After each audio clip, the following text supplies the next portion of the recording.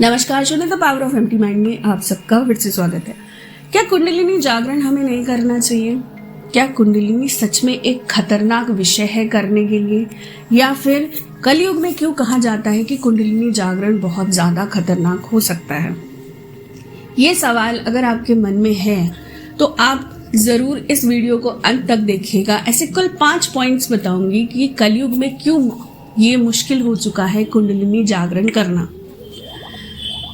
अगर हम अपने पास्ट के बारे में थोड़ा बहुत जानने की कोशिश करें, जैसे कि सतयुग हो गया, द्वापर युग हो गया, उस समय क्या हुआ करता था? खेलने के लिए खुले मैदान।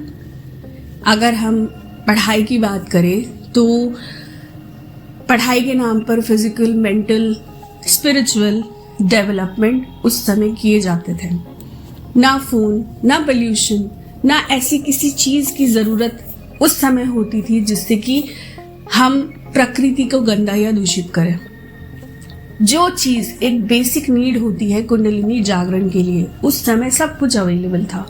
तो क्या आपको नहीं लगता उस समय बहुत ज्यादा लोगों की कुंडलिनी ऑलरेडी अवेकन्ड होगी या फिर उनकी जागृत होगी? बहुत ऐसे कम लोग ही होंगे जिनकी कुंडलिनी जागरण के बारे में उनको सोचना पड़ता होगा। अब धीरे धीरे जैसे जैसे युग परिवर्तन होता चला गया, कुंडलिनी जागरण हमारे लिए बहुत एक संचय का विषय बन गया, या फिर ऐसा यूं कह लीजिए कि जादू टोना टोटका, इससे ज्यादा हम कुछ जानते ही नहीं थे। जितने भी 19 किड्स होंगे यहाँ पे जिन्होंने जन्म 19s में लिया होगा, उनके लिए कुंडलिनी जागरण ये शब्द सिर्फ शक्तिमान से ही आया और शक्तिमान से ही चला गया। इसी वजह से कई सारे बच्चे वो गोल गोल घूमने के चक्कर में अपनी जान भी गंवा बैठे।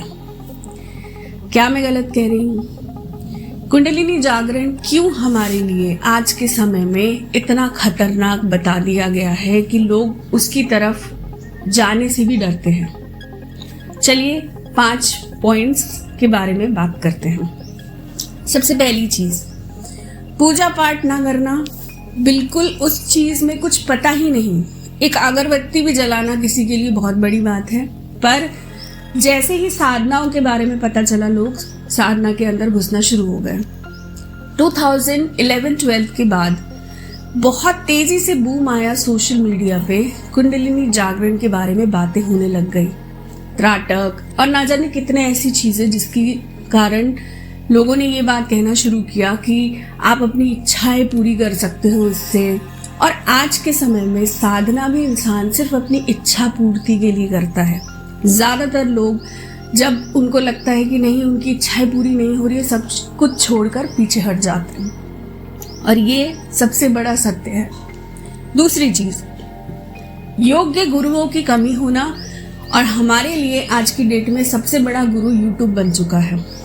आजकल गुरु से ज्यादा गुरु घंटाल मार्केट में ज्यादा मिलने लगे हैं। मैं उन गुरुओं की बात नहीं कर रही हूँ जो सच में इस चीज को किसी के हित के लिए उपयोग करते हैं। ऐसे गुरुओं को मेरा दंडवत प्रणाम।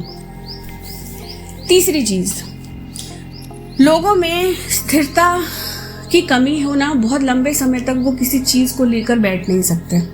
ठीक है, कुंडलिनी जागरण जब मैंने भी ये चीज शुरू की थी, स्टार्टिंग में ये बोला जाता था त्राटक आप 3 महीने करो, 41 डेज करो, अपनी इच्छाओं को पूरा करते देखो, ये हो सकता है, आप अपनी जीवन को इस तरह से बदल सकते हो, ऐसा कर सकते हो, वैसा कर सकते हो। पर कुंडलिनी जागरण एक टाइम टेकिंग प्रोसेस है, और ये एक लॉन्ग टर्म प्रोसेस है। अगर हम शॉर्ट टर्म के लिए इस दिशा की तरफ मुड़ रहे हो तो मत आइए, मत करिए। चौथा पॉइंट, सोशल मीडिया का नेगेटिव प्रभाव। जहां कुंडलिनी के बारे में ये बातें होती है कि हाँ आप अपनी इच्छाएं पूर्ति कर सकते हो, आप ऐसा कर सकते हो, आप वैसा कर सकते हो, उसी जगह पे ये बातें भी होती है कि इसका नेगेटिव इम्पैक्ट कितना है। और लोग नेगेटिविटीज के पीछे ज्यादा भागते हैं, पॉजिटिव चीजों के पीछे देखते भी नहीं हैं। ठीक है, ये भी एक बहुत बड़ा कारण है कि आप इस चीज से पीछे हट जाते हो। कहीं कुछ थोड़ा सा एहसास हुआ, आप डर जाते हो। 5वां और आखिरी पॉइंट, अपने कर्मों की जिम्मेदारी ना लेना। आज कुछ हुआ है, तो ये सोचना नहीं है कि क्या पता मैंने ही कुछ कर्म ऐसे किए होंगे कि मुझे उसका फल मिल रहा है। नहीं, दोष पहले देना है, मेरे ही साथ ऐसा क्यों हुआ, भगवान ने मेरे ही साथ ऐसा क्यों किया। कुंडलिनी जागरण के लिए आपको किसी स्पेशल प्रैक्टिस की जरूरत नहीं है। एक छोटा सा कोई साधना उठाइए, हर रोज नियमित रूप से इसको करते चले जाइए। बस जरूरी नहीं है कि आप अपने चक्रों पर बहुत ज्यादा एनर्जी देने की कोशिश करें तो ही आपके चक्र एक्टिव होंगे। आपके देवी देवता समय के अनुसार आपके चक्रों को खोलने की ताकत रखते हैं। आशा करती हूँ मेरी इस छोटी सी वीडियो से आज आपने कुछ नया जरूर सीखा होगा। चैनल को लाइक और सब्सक्राइब करना ना भूलें। फैमिली को बढ़ाते रहिए। Thank you so very much.